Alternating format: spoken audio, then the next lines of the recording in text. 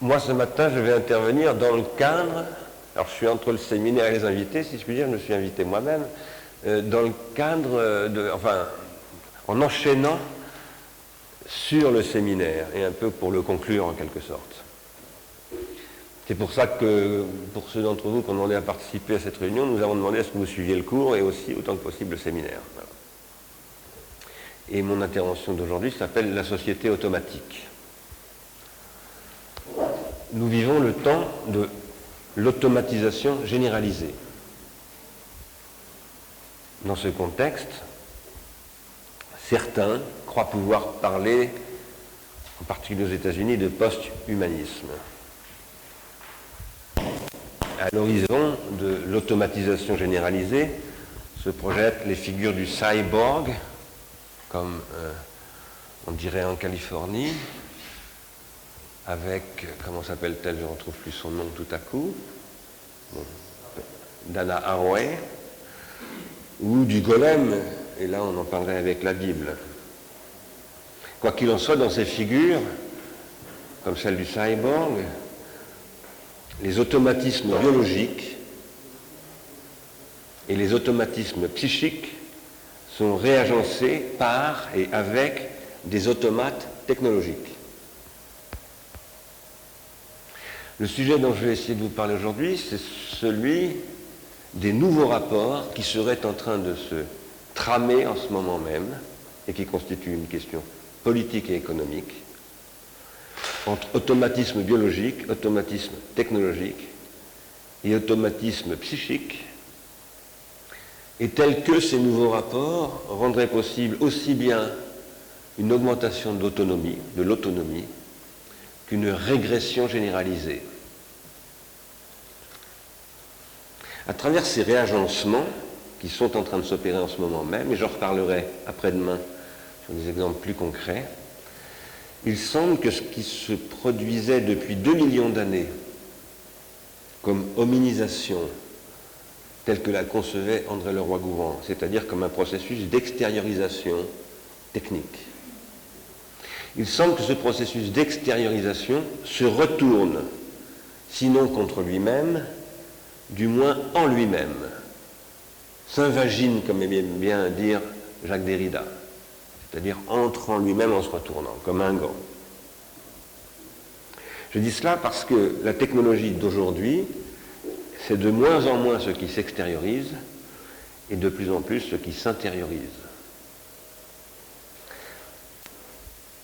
On parle désormais en Amérique de enhancement, c'est-à-dire d'augmentation. Il y a une philosophie de l'enhancement qui se développe aux États-Unis en ce moment très fortement, qui est d'ailleurs un programme industriel. On en parle moins au sens où il s'agirait d'ajouter au corps humain des organes supplémentaires et nouveaux,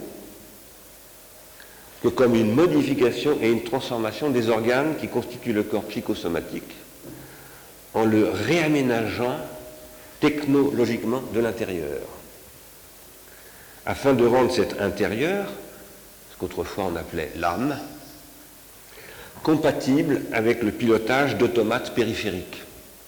Par exemple, et ce sont des choses aujourd'hui extrêmement concrètes qui se développent dans les hôpitaux au bénéfice des hémiplégiques. Des personnes qui ne peuvent plus du tout, qui n'ont plus de motricité, qui maintenant télécommandent avec des électrodes implantées dans leur cortex des automates ou des machines et qui leur permettent de faire toutes sortes de choses. Mais ici, ce qui est important, ce ne sont pas les automates qui sont à l'extérieur. Ce n'est pas mon téléphone, je ne l'ai pas. Ce sont les processus qui sont à l'intérieur du cerveau et qui permettent de piloter par ailleurs des choses qui sont à l'extérieur. La question qui se pose ici, par exemple, c'est comment cette compatibilisation de l'intérieur avec les automates qui sont à l'extérieur rend par là même compatible cet intérieur avec des systèmes de pilotage automatique des âmes elles-mêmes.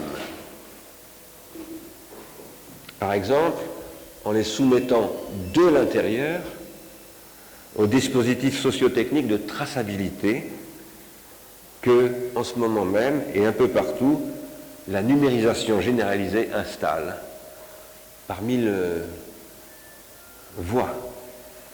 Téléphone portable, les smart grids, la domotique, etc., etc.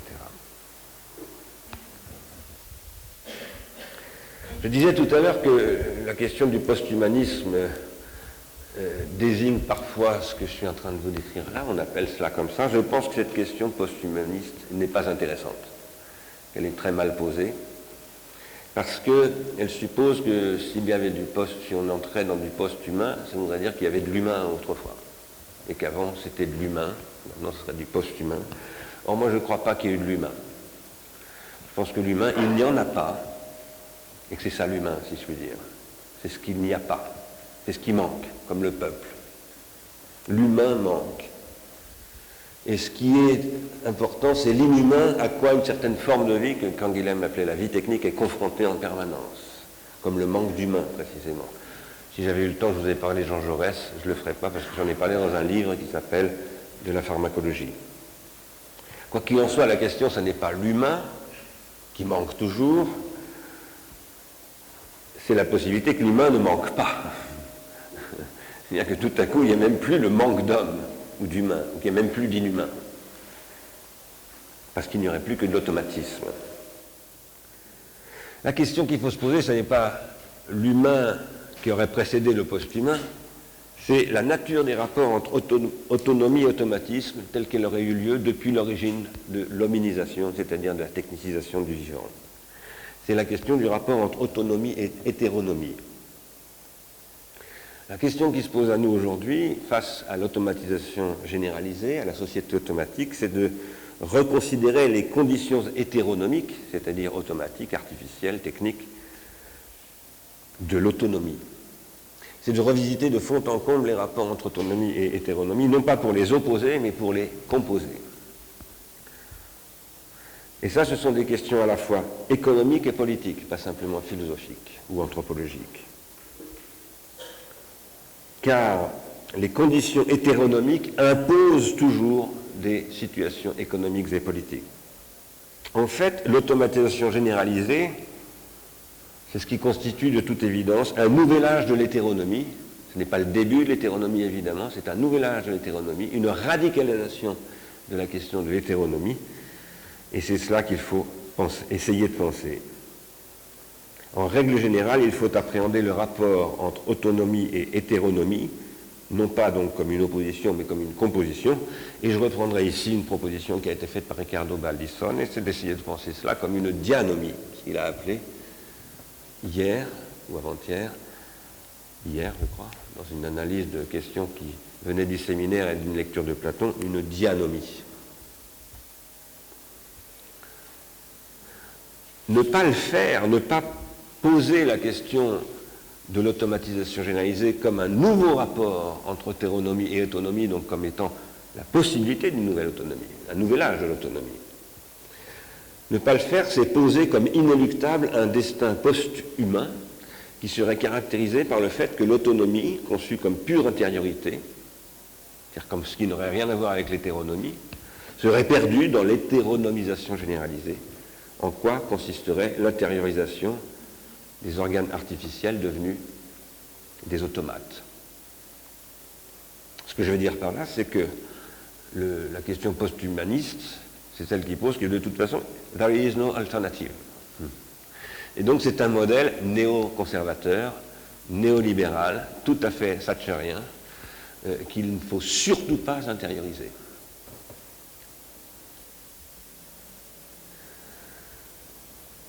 Et ce, d'abord, parce que c'est précisément et toujours comme intériorisation de l'artefactualité hétéronomique que se constitue l'autonomie. L'autonomie au sens où, je reprends ce terme, pour qualifier ce qui est en jeu chez Platon, pas simplement chez Kant. Chez Platon, lorsque Platon dit penser, c'est penser par soi-même. Voilà. C'est ce que j'appelle autonomie. Ce n'est pas un terme grec en tant que tel, c'est un terme moderne, mais je pense que ce terme moderne qualifie très bien, très justement et intégralement ce que dit Platon, lorsqu'il dit que penser, c'est penser par soi-même. Ce que nous soutenons depuis longtemps à Ars Industrialis et dans cette école, c'est que les conditions de constitution de l'autonomie sont hétéronomiques, c'est-à-dire que l'autonomie n'est pas ce qui est complètement pur de toute hétéronomie, non, c'est un rapport à l'hétéronomie d'un type particulier. C'est ce que nous appelons une thérapeutique par rapport à un pharmacone qui est lui-même hétéronomique. L'hétéronomie, c'est le pharmacone. Alors, les questions que nous explorons ici, elles ont été posées par Platon et par Marx.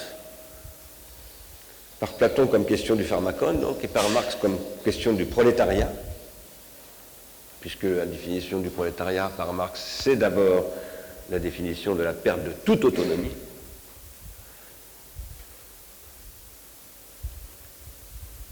Et c'est évidemment ces questions-là, ce sont les questions de la possibilité d'une perte de l'autonomie, c'est ce que dit Socrate dans Phèdre, c'est ce que dit Platon dans le manifeste, c'est ce que dit Marx dans le manifeste du Parti communiste, mais c'est ce à quoi s'oppose une autre possibilité.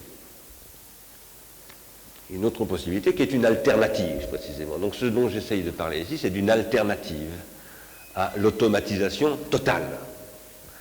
L'automatisation généralisée, c'est une chose, l'automatisation totale, c'est autre chose. L'automatisation totale, c'est le totalitarisme qui tire parti de l'automatisation généralisée. Mais dans l'automatisation généralisée, il est possible de produire une autre figure de l'autonomie, qui est précisément l'alternative à cette totalisation, à ce totalitarisme. Il y a une autre possibilité, qui est que l'âge de l'automatisation généralisée constitue donc un nouvel âge de l'autonomie, mais ça suppose une redéfinition de l'autonomie passée, présente et à venir, et comme un rapport à l'hétéronomie qui compose avec elle sur un mode thérapeutique et non pas sur un mode toxique. S'il faut entendre par autonomie la capacité à intensifier ces possibilités d'individuation, et si l'individuation psychique n'est possible qu'à la condition qu'elle participe à la fois à l'individuation collective et à l'individuation technique, ça c'est ce que nous ajoutons ici à Simondon. Simondon ne dit pas cela. Simondon, il dit l'individuation psychique doit être une individuation collective, mais nous ajoutons, c'est-à-dire aussi, elle doit participer à l'individuation technique. Et ça, c'est une vision marxienne du sujet, et pas simplement simondonienne. Alors, l'autonomie individuante n'est pas l'opposé de l'hétéronomie technique, mais au contraire, la participation au développement de l'hétéronomie technique. C'est cela qui constitue l'horizon du mouvement du free software. C'est cela qui constitue la pensée du travail par André Gors. Et c'est cela aussi qui constitue l'horizon de ce que nous appelons, Ars Industries, l'économie de la contribution. J'ai toujours récusé la façon humaniste de questionner, non pas simplement au sens de Heidegger, qui la récuse au nom de la question de l'être, telle qu'elle secondarise radicalement la question de l'homme. Heidegger dit que la question de l'homme ne se pose pas, la vraie question c'est la question de l'être, dont le Dasein qu'est l'homme est le répondant. C'est pas pour ça que je l'ai récusé, cette question, mais c'est parce que je considère que la question de l'homme empêche de penser la question de la technique. Et en particulier de la technique telle que inhumaine, elle est ce qui ne cesse depuis toujours et à jamais de mettre en question l'homme. Je reprends ici des choses que j'ai dites dans le dernier paragraphe de ce qui fait que la vie vaut la peine d'être vécue. Je le reprends parce que pour ce que je vais dire après, c'est indispensable de rappeler ces thèses concernant la mise en question de l'homme par la technique. Kant, au plus près duquel je tente toujours de me tenir autant que c'est possible, ça c'est ce que je dis à Ricardo, je pense qu'il faut toujours essayer de rester le plus longtemps possible auprès de Kant, mais il y a un moment où ce n'est plus possible,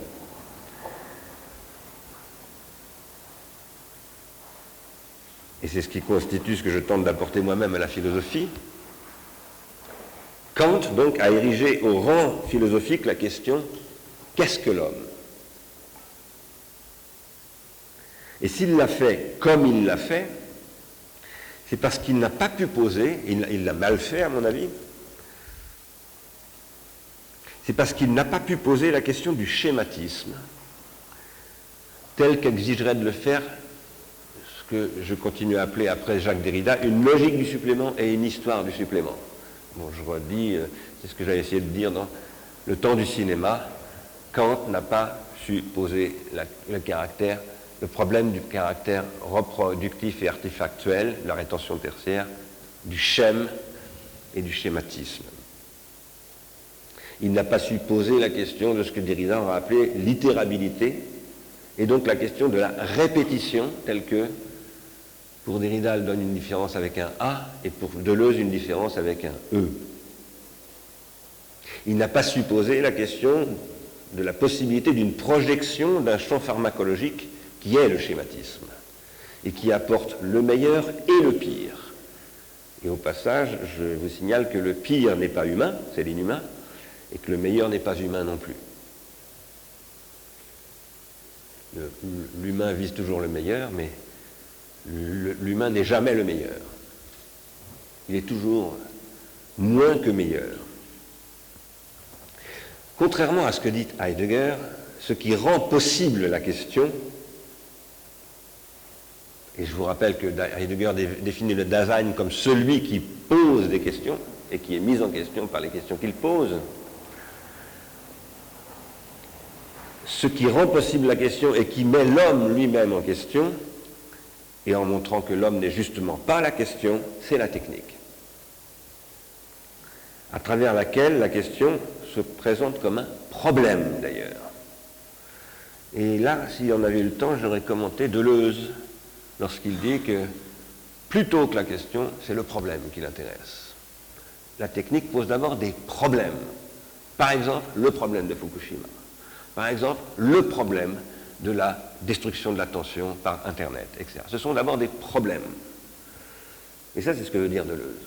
À partir de ces problèmes, on peut produire des questions. Ce qui conduit du problème à la question, c'est le pharmacone. C'est le pharmacone qui pose problème.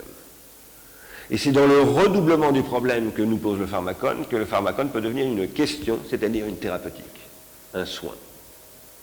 Ce qu'on appelle la philosophie, par exemple, ou la science, ou l'art, ou la police, la politeia. Heidegger n'a pas su penser cela, et n'a pas pu penser cela, parce qu'il a récusé la question de ce que nous appelons la rétention tertiaire ici. Il a envisagé la question de la rétention tertiaire, au paragraphe 75 et 76 de Sein und Zeit, mais il l'a repoussé. Il l'a envisagé lorsqu'il essayait de penser, je rappelle des choses que j'avais dites dans le premier tome de la technique et le temps, lorsqu'il essayait de penser ce qu'il appelait la Weltgeschichtlichkeit, c'est-à-dire la matérialité, si on peut dire, de l'histoire. Par exemple, à travers ce qu'il appelle les antiquités, les traces matérielles. Alors, j'ai dû rappeler ici des choses que beaucoup de gens connaissent, pardonnez-moi de l'avoir fait, mais sans rappeler tout ça, ce que je vais vous dire maintenant ne serait pas compréhensible. Alors maintenant, je vais vraiment rentrer dans mon sujet. Ce que le post-humanisme, face à l'automatisation généralisée, manque d'avance, c'est la question primordiale de la prolétarisation, c'est-à-dire la question d'une prolétarisation primordiale qui est celle du pharmacone, qui ne commence pas cette prolétarisation avec la machine à tisser de Smith ou de Marx, mais qui commence avec l'hominisation même. Si on traduit cela dans le langage de la philosophie, c'est la question du lipomnésis. Donc la première fois que c'est posé, c'est dans Phèdre, par Platon, cette question, selon moi. L'hypomnésis met en question l'étant que nous sommes nous-mêmes, comme dit Heidegger, pour qualifier le Dasein, en tant que nous questionnons. Ce que je veux dire par là, c'est que la question que pose l'hypomnésis, c'est sa capacité à interrompre toute question, à suspendre toute capacité de questionner. C'est ça que Socrate dit contre les sophistes. Il dit, vous créez des dispositifs qui empêchent de questionner. Nous sommes mis en question par le fait que nous sommes empêchés de questionner. L'hypomnésis, selon Platon ou Socrate, c'est ce qui peut toujours venir interrompre l'anamnésis, qui est le nom que Socrate et Platon donnent à ce que Heidegger lui-même appelle questionner. J'ai soutenu que cette interruption par l'hypomnésis de l'anamnésis est une époquée technologique, c'est-à-dire une suspension, une interruption technologique, mais qu'il faut prendre comme une époquée au sens phénoménologique, c'est-à-dire c'est une suspension, et qu'elle comporte toujours de temps, le temps de la mise en question, de l'interruption, de la destruction de tous les processus de transindividuation déjà constitués, et le temps de la formation, on le dirait en grec paideia, ou en allemand Bildung, de cette question. La formation, la paideia ou la Bildung d'une question comme constitution et transmission d'un nouveau circuit de transindividuation, c'est-à-dire d'un nouveau stade dans la transindividuation, d'une nouvelle époque au sens phénoménologique ou heideggerien de la Geschichte. Nouvelle époque qui installe une nouvelle, comme dit Heidegger, compréhension que l'être-là a de son être, une nouvelle façon que nous avons de nous comprendre, qui nous sommes, comment nous sommes, etc. Et dans ce cas, dans ce que je viens de décrire, la mise en question technologique, pharmacologique et problématique est la condition toujours oubliée de tout savoir positivement constitué. Ce que je veux dire, c'est que à l'origine de tout savoir positivement constitué, la géométrie, la philosophie, la grammaire, la logique, l'informatique, etc., il y a toujours au départ un problème pharmacologique qui a été comme un coup de pied dans une fourmilière. Voilà. C'est le bazar, ça court dans tous les sens, souvent ça donne d'ailleurs des guerres civiles, les guerres du Péloponnèse, la tyrannie des 30, des révolutions, c'est le bazar, c'est la catastrophe. Et puis ça se recompose. Un savoir positivement constitué est anamnésique, dit Platon, c'est-à-dire autonome. Ça veut dire qu'il trouve en lui sa propre loi, comme étant la possibilité inaugurale de penser par soi-même. Mais s'il advient, comme je soutiens, depuis l'interruption hétéronomique d'une hypomnésis, et plus généralement d'une artefactualité qui le mette en question, ce savoir anamnésique et autonome trouve sa puissance dans la capacité qu'il a à faire d'un moment de désindividuation, d'interruption, de mise en question, de mise en cause et d'un problème, une promesse d'individuation, un saut quantique dans l'individuation, comme dit Simondon. Et ça relève de ce que Gilles Deleuze appelle la quasi-causalité des stoïciens. C'est une logique stoïcienne. C'est-à-dire c'est un renversement de situation qui s'opère par le fait que l'hétéronomie, ce qui est à l'origine d'une crise hétéronomique, une perte d'autonomie, va devenir en fait la source d'une conquête d'une nouvelle figure de l'autonomie. Ce n'est pas du tout une dialectique. Pas du tout une dialectique, c'est une thérapeutique du pharmacone. On n'élimine pas la toxicité du pharmacone. Le pharmacone reste absolument toxique. Mais on crée des règles et des comportements pour essayer de la limiter et surtout de la renverser, de faire de cette répétition hétéronomique la production d'une différence. Et à partir de là, l'épocalité technologique va produire une nouvelle épocalité psychique, des nouvelles figures de l'âme, de la psyché, un nouvel appareil psychique, et une épocalité sociale, c'est-à-dire une nouvelle organisation de la société, une nouvelle cité, etc., etc. Les questions que vous posiez entre microcosmos et macrocosmos dans la cité de la Politeia de Platon, ce qui manque et qui est refoulé, c'est la question qu'entre le microcosmos et le macrocosmos, il y a cette hétéronomie technologique qui n'est jamais pensée par la philosophie.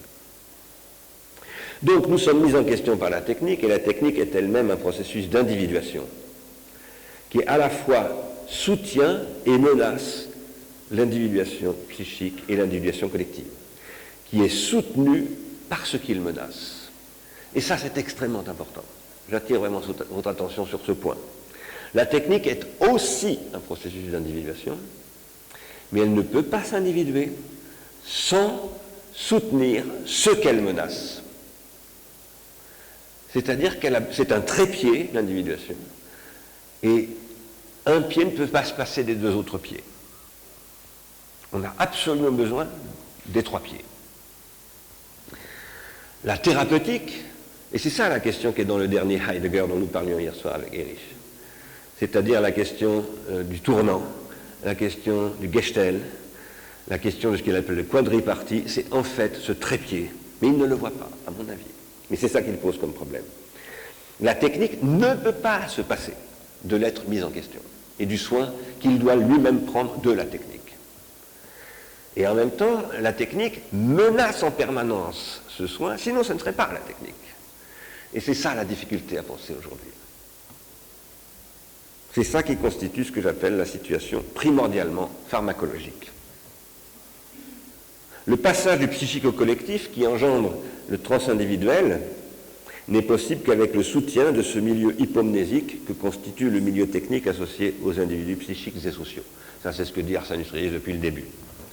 Mais que se passe-t-il lorsque le milieu technique est constitué de robots au service de technologies de production industrielle, de circuits de transindividuation?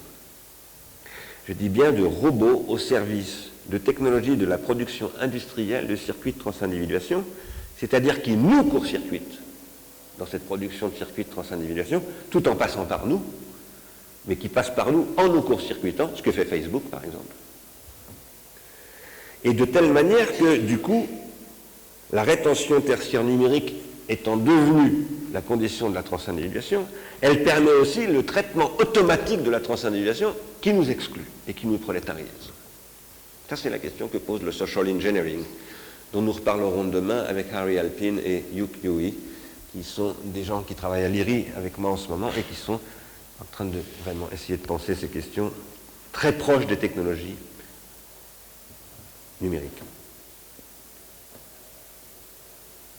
La sphère artefactuelle que constitue l'individuation technique tente à se mettre en œuvre aujourd'hui comme processus d'automatisation non seulement généralisé, mais total.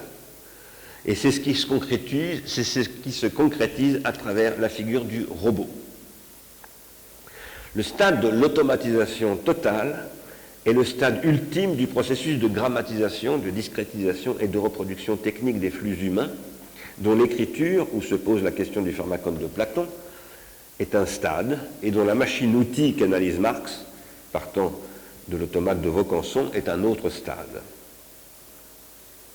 Le numérique est l'extension à toutes les sphères de l'existence de cette automatisation, par le biais de la rétention tertiaire numérique, et ce, dans toutes les sociétés humaines aujourd'hui. Aucune société humaine n'échappe à cela. Pas même les Indiens d'Amazonie n'y échappent aujourd'hui. La question est de savoir si des sociétés, au sens où elles constituent des processus d'individuation collective, peuvent survivre à un tel processus d'automatisation. C'est une vraie question, ça. Ce n'est pas une question post-humaniste, mais c'est une vraie question. La question qui évite le post-humanisme, c'est celle des choix en matière d'économie politique qu'ouvre l'époque de l'homme automatique. C'est-à-dire de l'homme vivant dans une société automatiquement administrée. Une telle question, qui suppose une nouvelle critique de l'économie politique, je vous rappelle que la critique de l'économie politique de Marx commence par cette question. Les Grundrisse, dont nous avons beaucoup parlé hier avant-hier, les fondements de la critique de l'économie politique, ça commence par cette question. Et ça, c'est ce que les marxistes ont complètement oublié. Parce qu'ils ne voient pas, ils ne savent pas rejouer cette question à l'époque de l'automatisation numérique. Ils ne savent que penser l'automatisation de la machine-outil. Une telle question, donc, qui suppose une nouvelle critique de l'économie politique, doit plus profondément et préalablement revisiter la question du rapport de la vie à l'automatisme dans toutes ses dimensions. Et en particulier dans le champ dit humain, et tel qu'il combine automatisme technologique, automatisme psychique et automatisme biologique, cependant que dans le champ animal, l'automatisme biologique se présente spontanément comme, premièrement, reproduction du vivant, et deuxièmement, instinct. Il y a de l'automatisme animal. Et si on ne commence pas par penser l'automatisme animal, on est mal barré pour penser l'automatisme psychique et l'automatisme technologique. Car l'individuation psychosociale, d'où vient l'automatisme psychique et technologique, s'appuie sur l'individuation vitale, c'est-à-dire l'automatisme animal. Qu'est-ce que l'automatisme ? D'une façon générale, l'automatisme répète.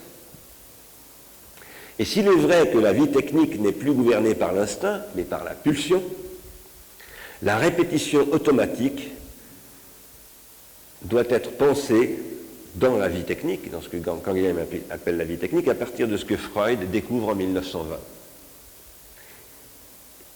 Et que, en passant par Kierkegaard et Nietzsche, Deleuze médite dans Différence et répétition.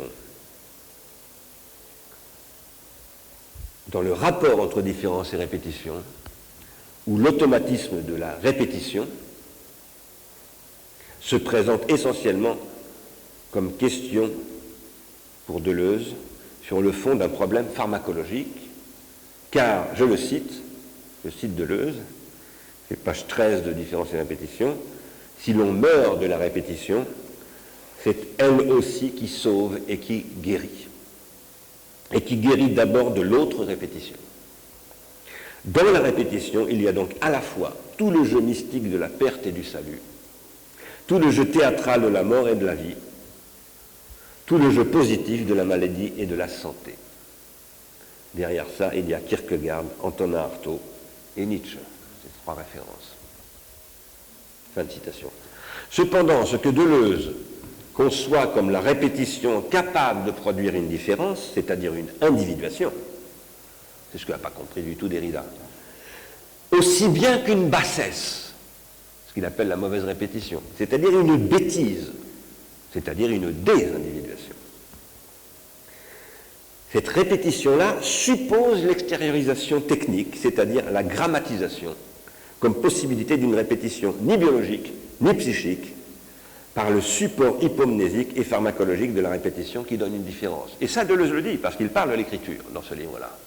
Exactement au moment où Derrida est en train d'écrire la grammatologie, il écrit différence répétition, il parle de l'écriture comme étant la possibilité de la bonne répétition, une possibilité de la bonne répétition. Mais ça, on n'en a jamais parlé.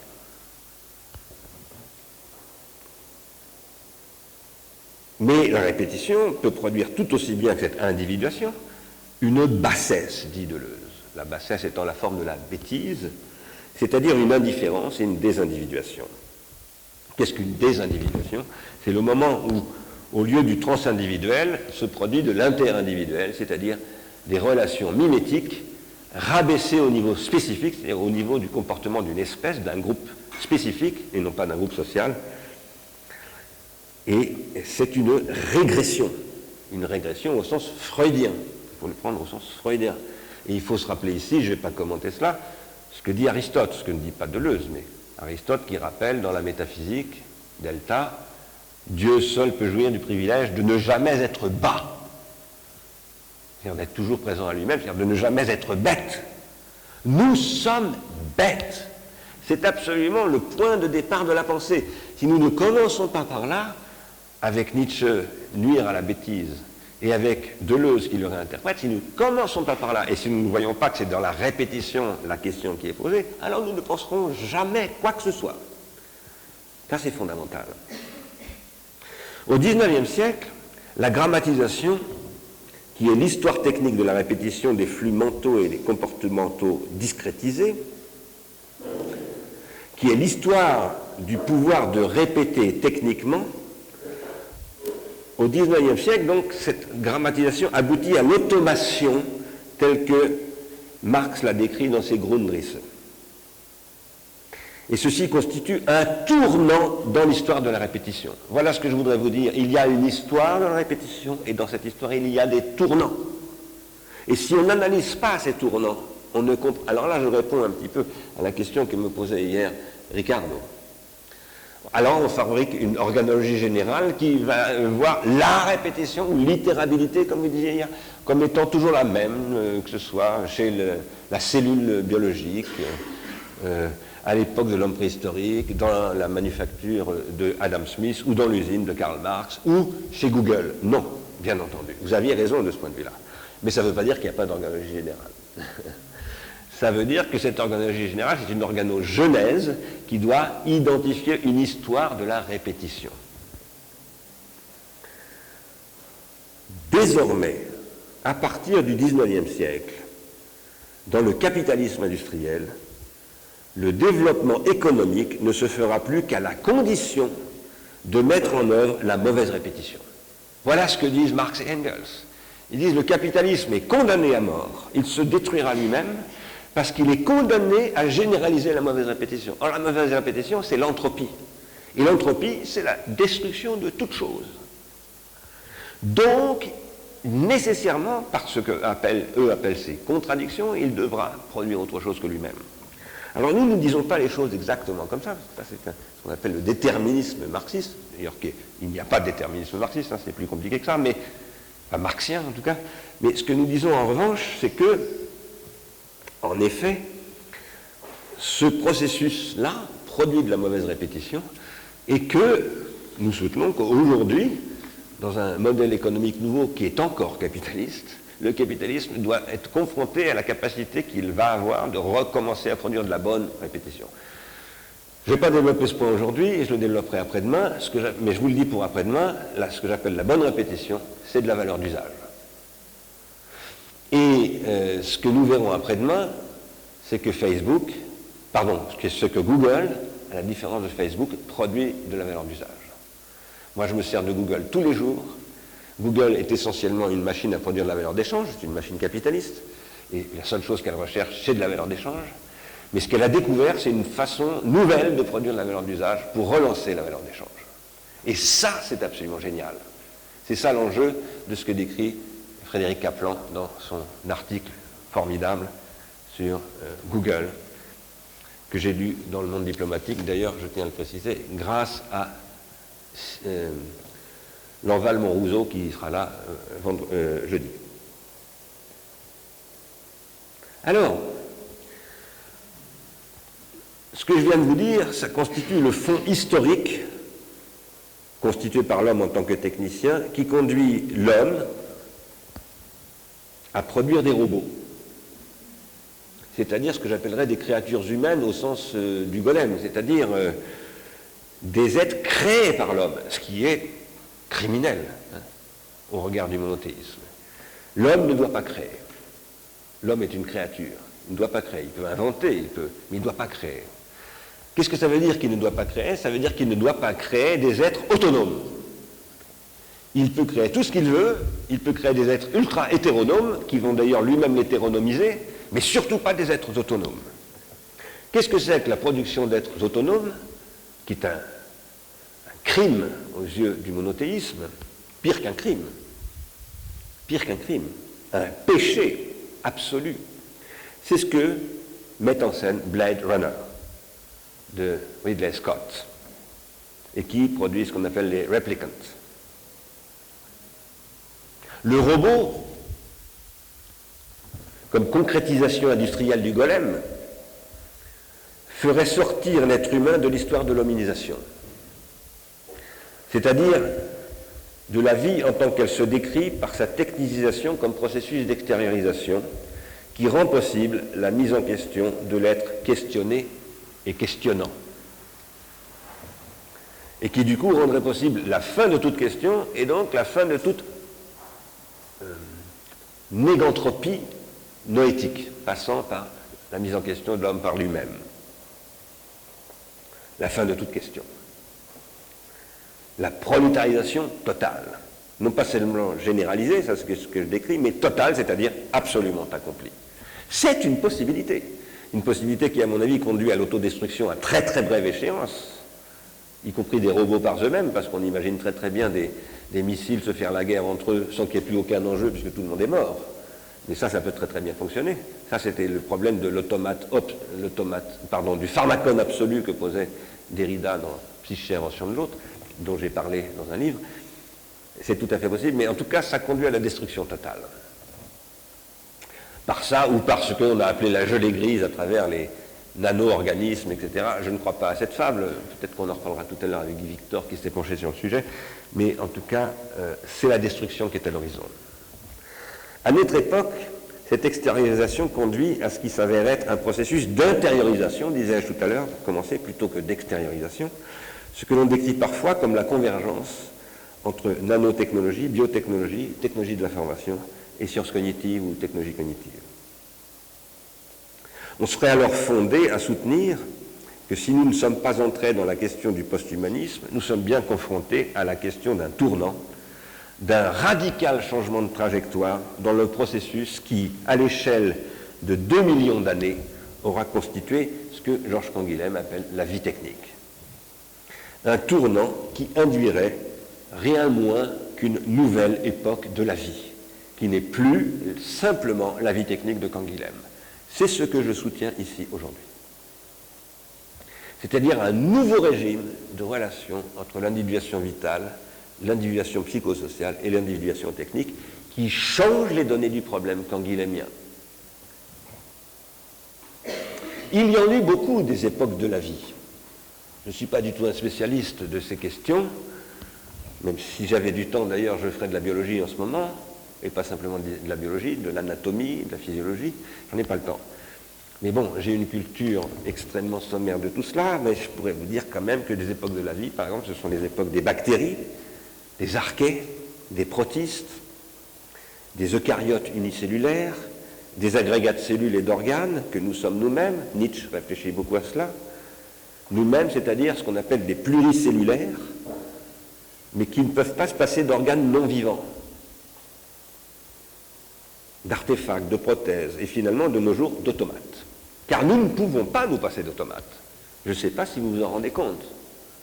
Je pense que vous ne vous en rendez pas compte. Parce que c'est quasiment inconcevable. Toute notre société repose sur des automates. Si les automates actuellement arrêtaient de fonctionner, tout s'écroulerait et ce serait la guerre civile et internationale et militaire, immédiatement. Parce que sans les automates, l'énorme processus, l'énorme infrastructure planétaire qui aujourd'hui fait fonctionner une planète sur laquelle il y a 7 milliards d'individus et sur laquelle il y en aura 9 milliards bientôt, ne pourrait plus du tout nourrir, alimenter en eau, etc., rafraîchir tous ces gens-là. Et ce serait l'explosion ou l'implosion. Il y en a partout des automates, absolument partout. Mais nous ne les avons pas vraiment vus venir, à part quelques exceptions.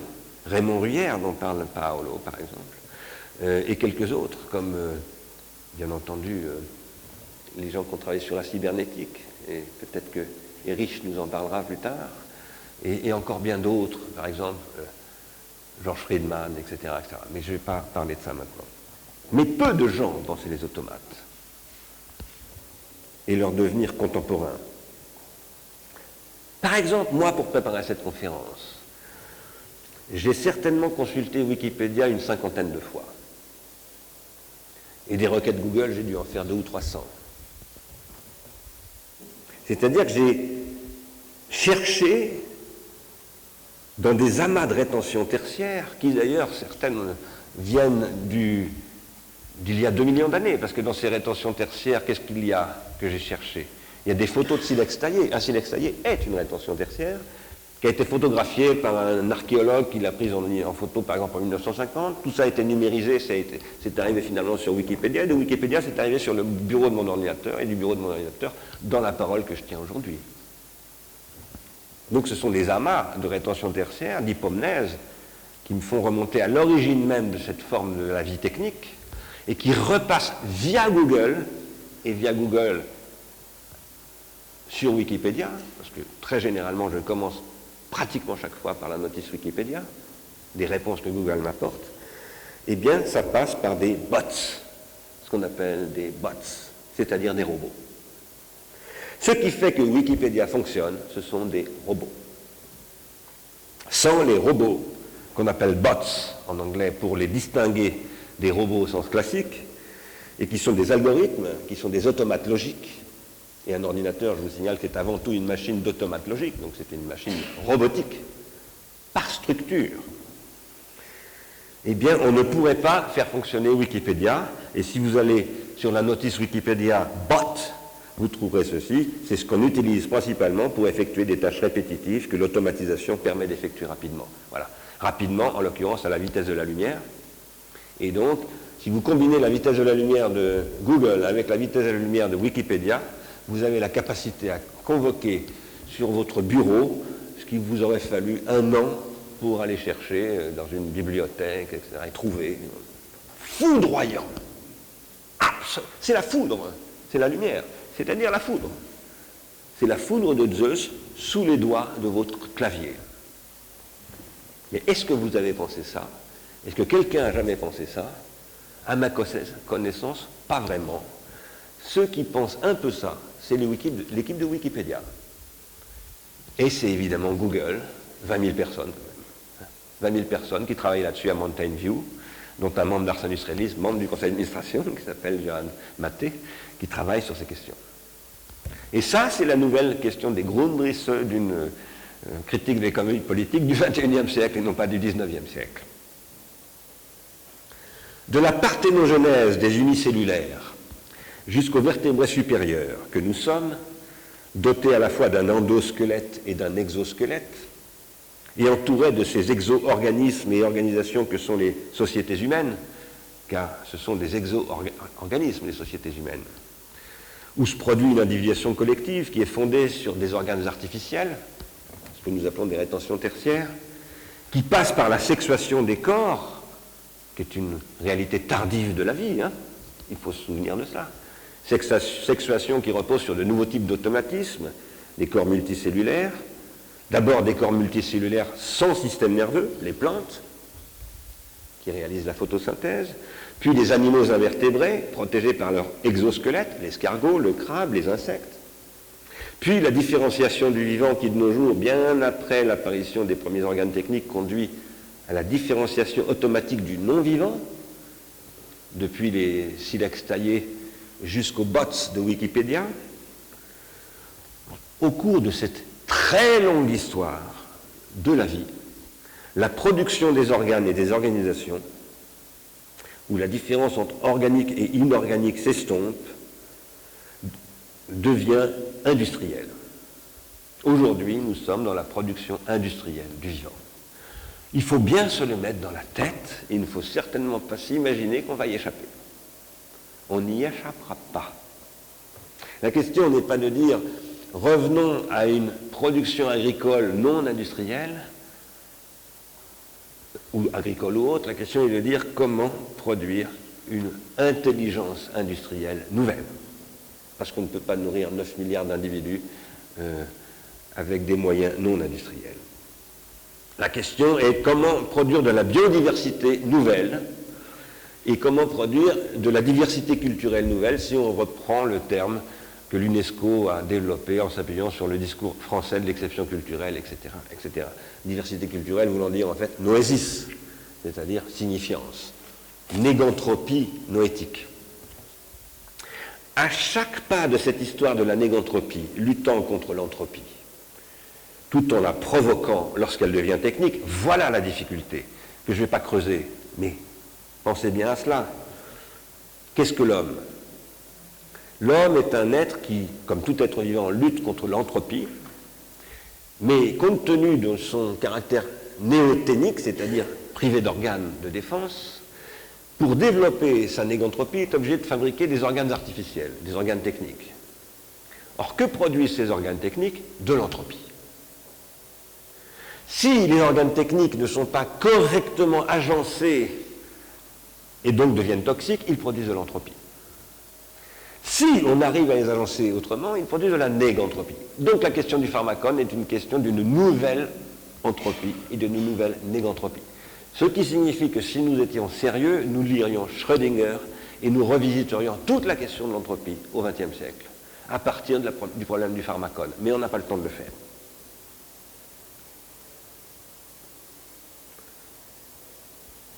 Donc au cours de cette histoire de négantropie luttant contre l'entropie, et qui devient pharmacologique lorsqu'elle devient technique, chaque époque de la vie met en œuvre de nouvelles conditions de la répétition automatique où se produisent des différences. Chaque époque de la vie. Des différences que nous rapportons, pour ce qui concerne notre forme de vie, à des formes d'autonomie.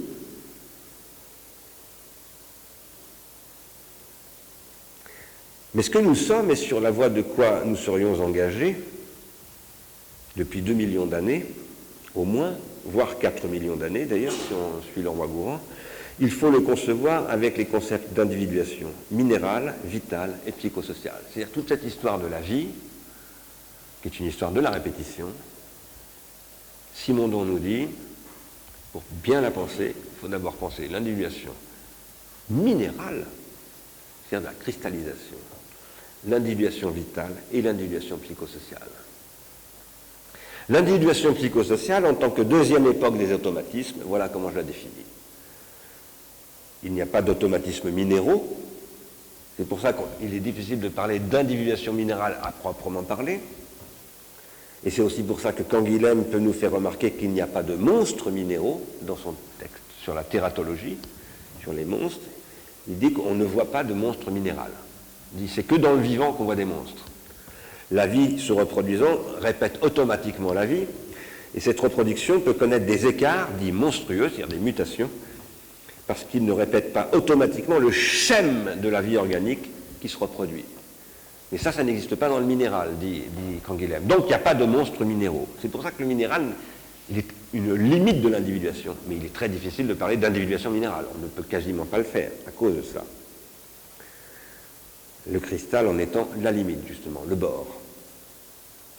Donc, l'individuation psychosociale aura conduit à une automatisation industrielle généralisée, aujourd'hui, de nos jours, fondée sur l'automation telle qu'elle commence au XIXe siècle avec l'usine qu'Andrew Url décrit comme un vaste automate. Andrew Url, je ne l'ai jamais lu, mais c'est Marx qui le cite dans les Grundrisse, précisément.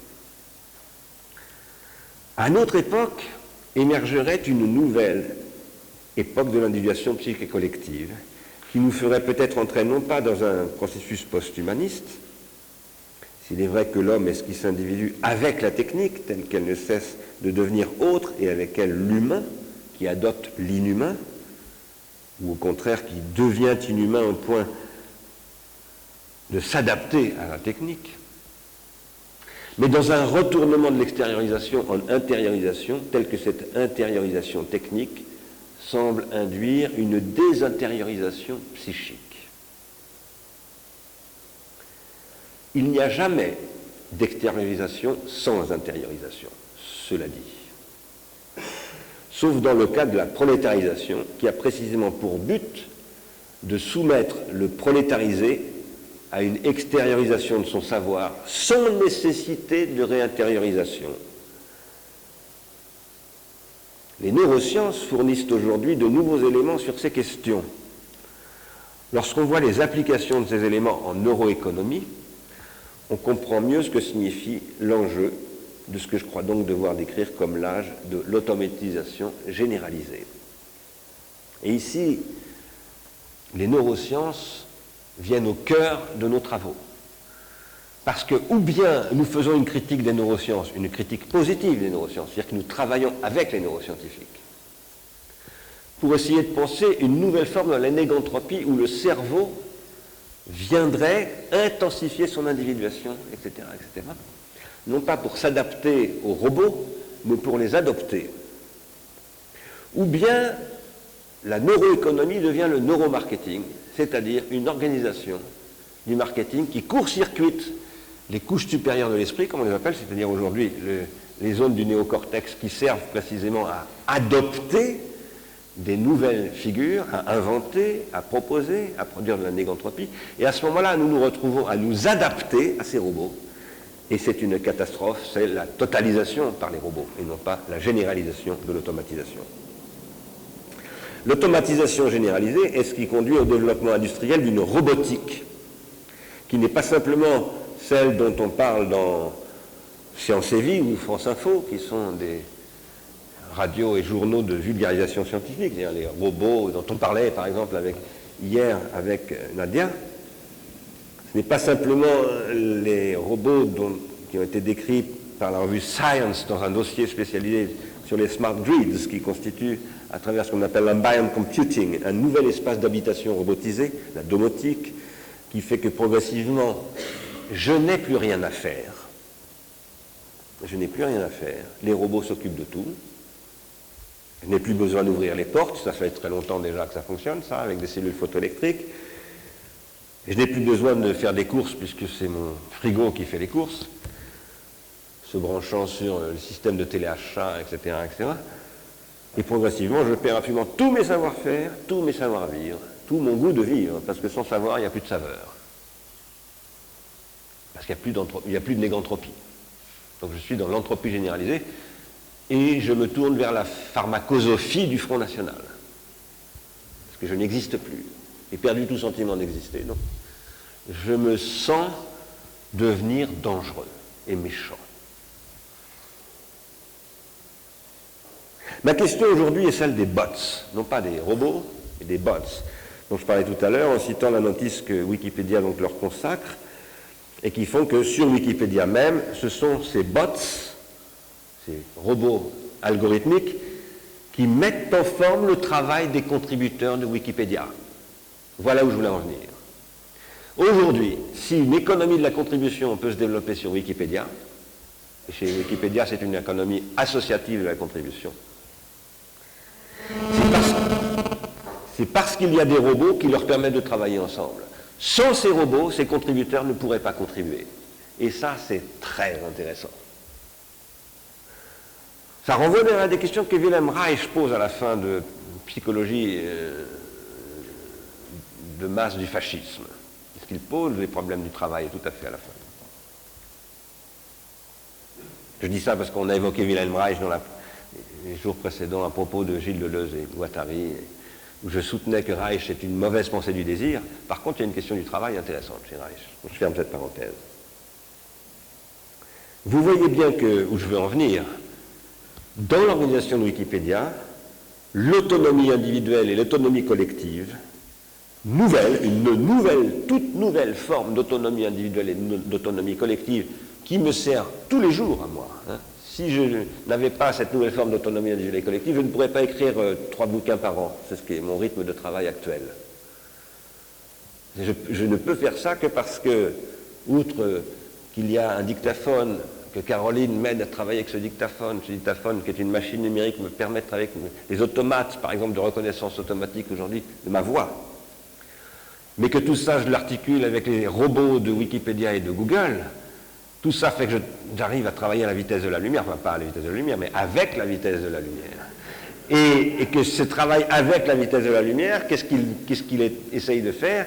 Il essaye de faire que les robots ne viennent pas me court-circuiter, mais qui me permettent de faire des circuits très longs dans l'histoire des rétentions tertiaires.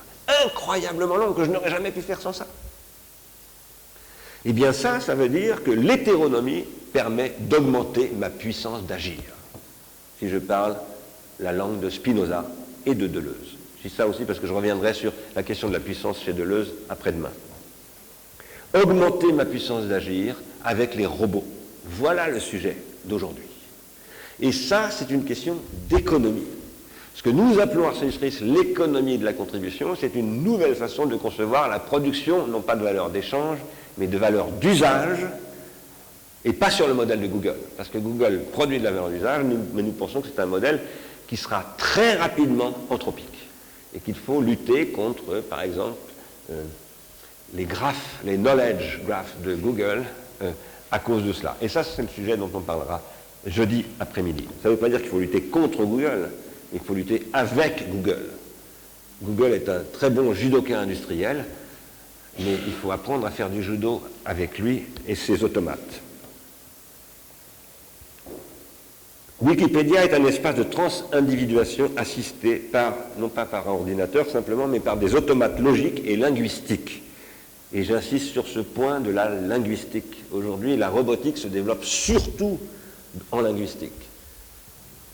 Henri Historique, qui est ici présent, qui travaille sur le web sémantique, travaille sur des questions de ce type. Le web sémantique ne se réduit pas du tout à la linguistique, bien entendu, mais il passe par la linguistique. Une des questions les plus importantes de l'industrie contemporaine, c'est ce qu'on appelle le traitement automatique des langages naturels. La force de Google, c'est d'avoir tiré les conséquences industrielles du traitement automatique des langages naturels sur lesquels on travaille depuis 30 ans déjà dans les universités. À travers cela, Wikipédia a inventé un autre modèle de transindividuation automatisée qui produit la transindividuation autonomisée. Non pas des zones d'autonomie temporaire, comme on les appelle, dans certains milieux, mais chez ceux qui se présentent comme les autonomes et qui s'opposent à l'hétéronomie, mais des zones d'autonomisation pas du tout temporaires, qui sont des zones de transindividuation à travers une organisation internationale et en réseau de la transindividuation. Évidemment, il faudrait prendre le temps, je vais peut-être m'arrêter là, mais j'ai beaucoup de choses encore à dire, mais je ne vais pas... j'aurais voulu vous parler de Freud, de Derrida et tout ça, mais bon, je ne veux pas pénaliser mon ami Steven, et je veux qu'on ait le temps de discuter. Il aurait fallu parler ici de tout le background, de toute l'infrastructure qui est en dessous de tout cela, et qui évidemment est extraordinairement pharmacologique. C'est-à-dire que tout ce qui rend possible Wikipédia et les requêtes à la vitesse de la lumière permettant de reparcourir d'immenses circuits de transindividuation et donc de produire de la négantropie noétique, ce sont des technologies absolument redoutables de traçabilité généralisée, de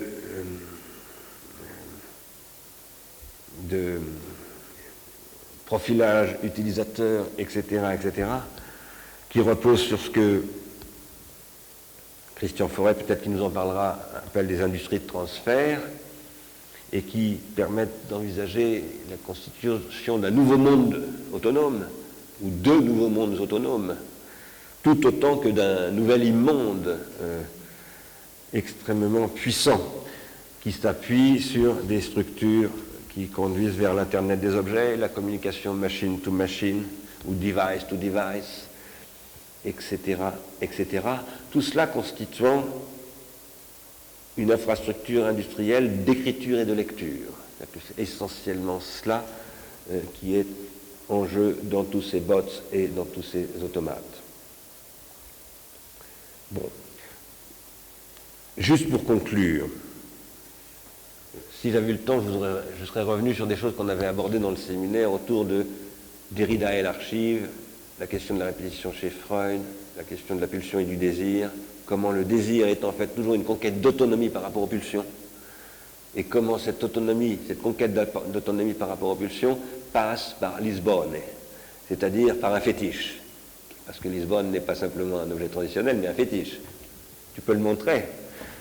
Voilà, il est là, il assiste au séminaire. Salut Lisbonne. Il a suivi toute l'école cette année. Ça passe par là, la construction du désir. Et l'enjeu de notre travail ici aujourd'hui, c'est comment on repense le fétichisme, les objets transitionnels, toute l'organologie du désir, ce que j'appelle l'organologie du désir, à l'époque des automates et des bots. Ça, c'est absolument fondamental. Bon, j'aurais voulu vous parler de cela, mais je ne le ferai pas parce qu'on n'a pas le temps.